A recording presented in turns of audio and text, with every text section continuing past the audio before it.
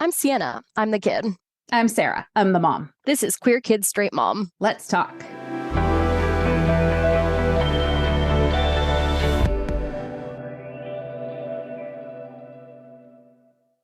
Welcome back to Queer Kid Straight Mom. Today, we are talking about fan fiction. We have talked about this on a previous episode, but I have just seen some things as of late that have made me think about this more. So it seemed worth talking about again. As we talked about before on the show, fan fiction has been a big thing in the queer community, and we'll get to why that is in a minute. But I think that because Heated Rivalry, for example, has so many fans outside of the queer community, that more straight people have become interested in fan fiction that has been written about it. And that has led to, it seems like, a little bit of conflict.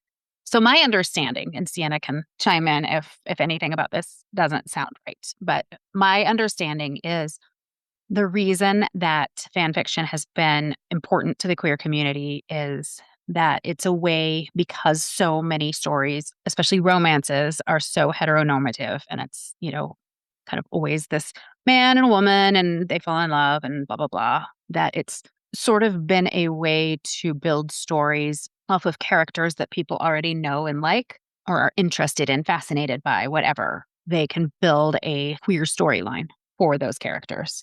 So they can still have a story about somebody that they are interested in, that exists, but see maybe themselves represented more in that story. Or it might be that, we have the bury your gays trope, that fan fiction also provides a way to kind of get around some of those things that pop up repeatedly in popular media. Like, well, no, I'm going to write a story where Willow and Tara live happily ever after. Thank you very much. Okay. I didn't think about it from that angle, which is why we do this. That is kind of interesting that, especially up until recently, there was a lot of things didn't end well for gay couples. Mm-hmm. My first exposure, I guess, to fan fiction was after I graduated from college. I worked for a year as a receptionist at a law firm when I was taking the LSAT and getting ready to apply for law schools, which I ultimately decided not to do. But because I had a ton of time, as a receptionist, I was answering the phone and greeting people when they came in. But there was a lot of time that I was just sitting there, like, doing nothing.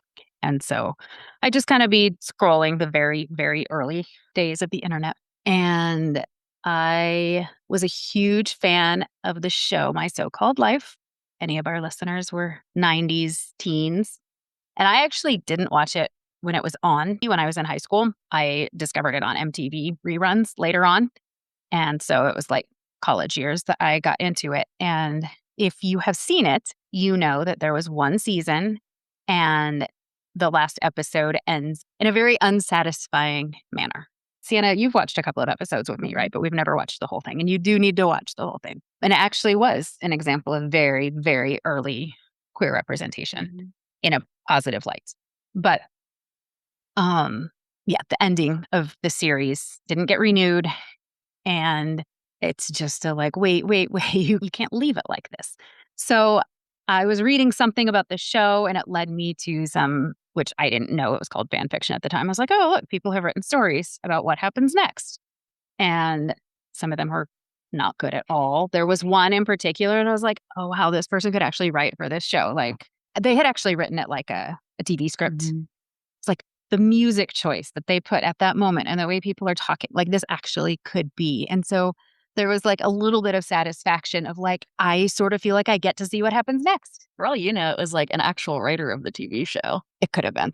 Yeah, maybe, because it was very good and very in keeping with the style of the show. Looking back at that, this isn't at all the, the queer community element of fan fiction that we're talking about. But I do remember that feeling of like, I need more of this story. I need to know what's going to happen. For me, it was the resolve of seeing these two people end up together that now looking back, I'm like, she might have been better off if they didn't. But yeah, so that's like my really only experience with fan fiction. I haven't like ever really read anything since. But I have seen a little bit of, I guess, bristling among some people in the queer community on social media about all of a sudden straight women inserting themselves into this world of queer fan fiction. And so I'm curious to pick your brain. I definitely see we built this community because we had to. And now you're like bringing your straight heteronormative mentality into this world that we created to get away from that. So I could see that being a possible explanation. Do you have any insights on why there would be that sort of territorial feeling? Yeah, well, it's a little bit like when straight people show up to a gay bar, right? And, you're like, okay, well, one or two is fine. Like they're hanging out with their friends. A lot of straight women might feel more comfortable at gay bars because the men aren't constantly trying to hit on them. But at a certain point, when you're like, this lesbian bar is just full of straight men who are hitting on all the lesbians, which is literally the entire reason we have the lesbian bar, is so that didn't happen. Then it gets annoying and then you're fed up. And then you're like, well, we didn't mind, people appreciating what we had going on. But now all of a sudden it feels like you're taking it and making it your own thing, putting all of these frameworks and rules and restrictions in place that were the entire reason that we didn't want to be having to spend our time in straight culture in the first place. So what would be an example, if you can come up with anything, in a story that would feel like that? If it's a story about queer people, what is something that you can see a straight person bringing to that would feel like that's what we're trying to get away from? Well, it's not specifically like an element of a story necessarily, but something I've seen coming up a lot recently is the overall like commodification of fan fiction, right? So for a long time, not only was fan fiction this space where people could kind of write whatever they wanted, no matter how weird or out of pocket it seemed. And because it wasn't supposed to appeal to a mass market, it was supposed to appeal to you and like maybe some like-minded people. And maybe you end up getting picked up later. Like maybe someone sees your work and is like, oh my God, that's amazing. Like I want you to write something more. And then maybe you kind of like move on. You start writing your own stories, like not based on other people's work. And like, awesome, great, good for you. But all of a sudden, recently, kind of, I would argue, in sync with fan fiction becoming more like even socially acceptable among straight people in the wider cultural perception, is that all of a sudden people are taking overwhelmingly straight women's fan fiction and filing off the name on it, right? So a very popular one is Draco and Hermione from Harry Potter. And just filing off Draco, Hermione, and Hogwarts and replacing them with whatever, and then publishing that straight on. I'm like setting aside the discomfort I have with Draco and Harry as a couple in the first place. Yeah, it's all of a sudden that means that everything that you write on fan fiction is like being seen through the lens of, and maybe I could get someone to pick this up as a book, and I don't even have to write my own world. I can just steal someone else's. And that it puts this very capitalist lens onto it in a space that was very anti-capitalist for most of its origins. Something you just said also made me remember, and maybe this is another reason for this, is I was just looking this up a little bit to prepare, and I found an article on Vice that I'll have to post. The author is talking about sort of getting into fan fiction as a young teen, I believe, and kind of that being a journey of figuring out her sexuality. Like, oh, I'm more interested in these kinds of stories. These are the relationships I want to see. And that for a lot of people, it is a way of exploring that as they figure it out. And I think even mentions in this that, don't know if I said she, I don't actually know the gender of the person that wrote this, mention that not many people are going to see this is in some cases part of the appeal. Because I get to just explore this thing that I'm kind of curious to see how it plays out in my head or whatever, as I'm trying to figure out who I am and what I like and who I'm attracted to. And having a bunch of people coming in and being like, that's weird, or why that is actually destructive to the process of figuring that out. Yeah. So maybe having a bigger audience isn't ideal. And and something I've also seen a lot of, in particular with heated rivalry, is people sharing posts that are like, oh, look at all these great heated rivalry fanfics. And it's not entirely clear whether they're getting like author's permission or what the deal is. And so there definitely is this level of, we are now putting these people on blast across social media, maybe whether they want to be or not. Yeah. I saw somebody say, if you are going to be consuming queer stories. Stop processing them through your straight mind/frame. Thank you. And I don't think that was specifically in regards to fan fiction. That was just like a response to something else. But how do you interpret that? What would a straight mindset bring to the interpretation of a queer story? I think something straight people do a lot is like find a lot of the like very real, very intense trauma that comes along with, homophobia on both like a societal and individual level as like sort of this romantic, like, oh, so forbidden romance. It's so hard to be. And it becomes this like almost like romantic thing as opposed to like most straight people have no idea how hard it is to be in a relationship with someone who is dealing with a lot of internalized homophobia. And, we've talked about how heated rivalry does a pretty good job of engaging with that, but that, maybe a lot of the people who are writing fanfic or engaging with it on social media or whatever are not seeing it that way. They're just seeing it as like, oh, sad, hot bi boy Ilya. And then I think it's very easy for that to come across in fan work as not being treated with the sensitivity and awareness that it deserves. Yeah, it's interesting because it is something they do, I think, well in that brief heated rivalry tangent, but really is related to this conversation. That Ilya is like comfortable with his sexuality. He just knows it can't be public because of where he comes from, right? But like personally, he's comfortable with it. Shane has parents who he probably is pretty sure would be supportive, but is not comfortable. He's not comfortable with it yet, right? I think that is one of the appeals for me to the story is that it's more about how to find your way into this relationship that doesn't fit into your world than it is about trauma. But so are you saying that it's a little bit like people wanting, like it's attractive to see these guys be in distress?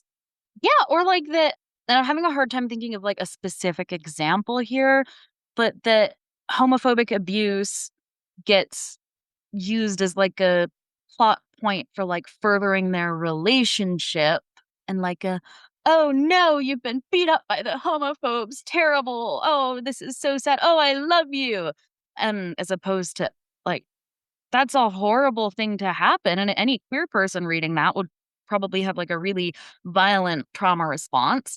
And again, it's something that I think people don't necessarily always treat with the sensitivity that it deserves. So bringing that trauma forward in a story is potentially harmful to readers. Right. If you're straight, you're not necessarily going to process like that's probably something that would be helpful to have a trigger warning at the beginning of your story, right? That, hey, like the story deals with homophobic violence. Like if that's something that is going to be upsetting to you, this probably isn't the story for you. People who don't understand how visceral that can be might not necessarily be mindful of that kind of thing. And then also, yeah, just again, it feels like it gets treated as, a mechanism, like a fun little story mechanism instead of like giving it.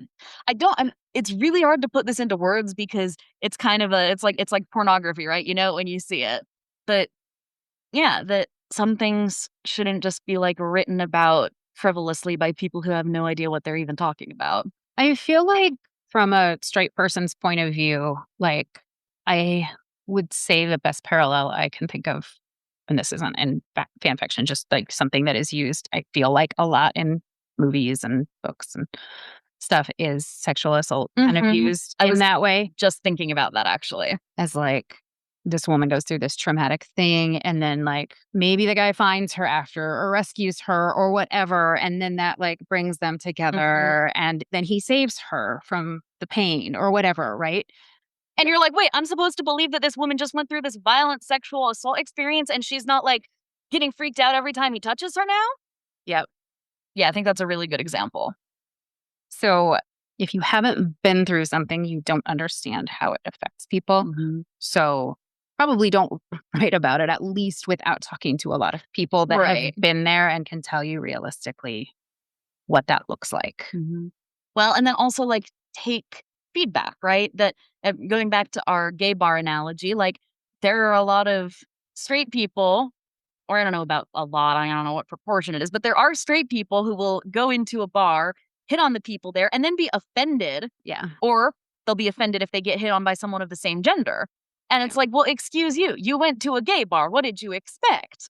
That if you're kind of inserting yourself into this community and into this experience that you're maybe not that familiar with, if someone says, hey, like, that is not what that's like, actually, take it seriously, right? And there's a variety of experiences, and some queer people might experience some things differently than others. I said in our heated rivalry episode, like, just because I don't resonate with Shane's being autistic the way that's portrayed, that doesn't necessarily match my experience, doesn't mean that there aren't people whose experience it does match. But it's still worth listening if someone says, hey, this really bothered me the way you dealt with this subject. Okay, so using that metaphor of the gay bar, I, as a straight person, say would like to go to a gay bar because there's probably better music and a better vibe and whatever the reasons. Now, obviously, I'm not there to hit on people because I'm happily married. Am I welcome to do that? We're using this as a metaphor for the world of fan fiction, say, okay? Am I welcome as long as I am cool about it? And if so, what does that mean to be cool about it? Okay, so that's a little bit challenging because I think on an individual level, yes, as long as you are like being respectful, you're being mindful of the way your actions impact other people, you're not acting like you have like a right to be there, like this sense of entitlement. I'm not going up to gay couples and being like, oh, I'm going to right. Then sure, yeah. But on a more aggregate level, I also understand why the queer people who frequent gay bars would also just be annoyed if it was suddenly filled with straight people, if they were suddenly the minority in the gay bar, right, regardless of how respectful those straight people were. So I feel like that's like a difficult question to answer. Like if I went with you and Irene, say we're all in one place and we're hanging out and you guys take me to a gay bar, that's fine. I'd say like as long as you're, respectful in that, like, yeah, I have zero problem with that whatsoever. But don't like go and tell all of my friends, you have to check this place out. Yeah. It's so fun. Hey, I mean, it's I don't know exactly how that translates over to fan fiction, but I do think there's value in like you're not just being like, I want to go to a gay bar for the funsies. It's like it's part of your community. So, as a straight person visiting the world of fan fiction for a show that I really like maybe I want to read these stories because I'm kind of interested and I want to know more about this like potential relationship between, I don't know, what are some of the ones I saw, like you had mentioned that one, like Captain America and Bucky.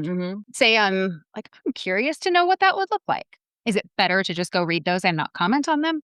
I think just like being mindful of the surroundings, right? Like being mindful of the context. If you're on a story and you just want to tell someone, I thought you did such a great job, like that was amazing, loved it, and then move on.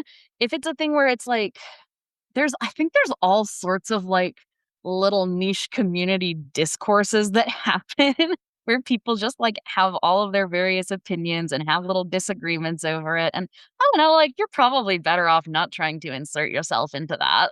Yeah, that makes sense. I would imagine too that there are some topics that might come up. This is one of those things that like I want to tread really carefully because there are so many stereotypes about like gay people being promiscuous, and I don't want to like go down that road at all. That's not what I'm saying at all. But I think that, in the queer community, there has been such a history of having to have relationships in secret and not being able to have a public committed relationship that my impression is there is sometimes more likelihood of being more open in relationships because, if nothing else for a long time, you weren't allowed to have what everybody else had, or you had to be having you would look at and say an unfaithful relationship just because you were forced to have like, say, this heterosexual relationship for show while you also were in this same-sex relationship. Side note, one of my absolute least favorite tropes ever is when it's like a historical romance or whatever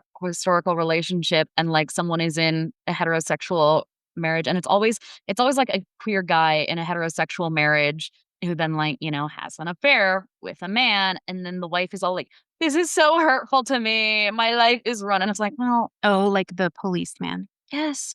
And it's like, I get it. Like, obviously, it's hard to be in that position, but my impression is that there is a little bit of, I don't know, if nothing else, pearl clutching when straight people read queer fan fiction because there is a context to the history of queer relationships that people in straight relationships have not had. And I mean, I am probably, I can understand that. I can see why it's inappropriate in context, but I can also I understand the feeling of I don't want that person to be unfaithful to that person, but going in and being indignant about it in a space where people are you have no idea what it's like to navigate this world, I'm guessing is also part of the problem.